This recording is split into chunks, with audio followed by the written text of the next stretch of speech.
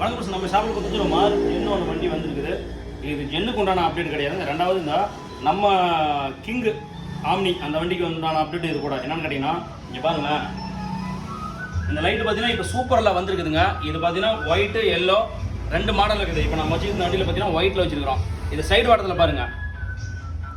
இது பார்த்தீங்கன்னா சைடு வாட்டத்தில் இவ்வளோ தான் வரும். மொத்த திக்னஸே இவ்வளோ தான் வரும். அகலம் பார்த்தீங்கன்னா ஒரு 6 இன்ச்சு வரும். இந்த லைட்டு பார்த்தீங்கன்னா வெளிச்சம் ஃபோக்கஸ் எப்படின்னு காட்டுறோம் பாருங்கள். இந்த பக்கம்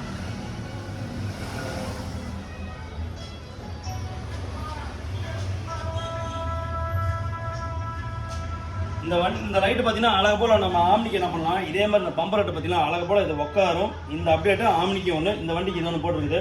அது மட்டும் இல்லாமல் பார்த்தீங்கன்னா வைப்பர் பிளேடு ரெண்டாவது வந்து எப்போ வேண்டாம். அதே மாதிரி நம்ம எப்பயும் போகிறோம் நம்ம எல்லா ஹார்ன் வண்டியில் பார்த்தீங்கன்னா ரூட்ஸில் போட்டிருந்தாப்புல அதெல்லாம் பழசாயிடுச்சு, ஒரு வழி ஆயிடுச்சு.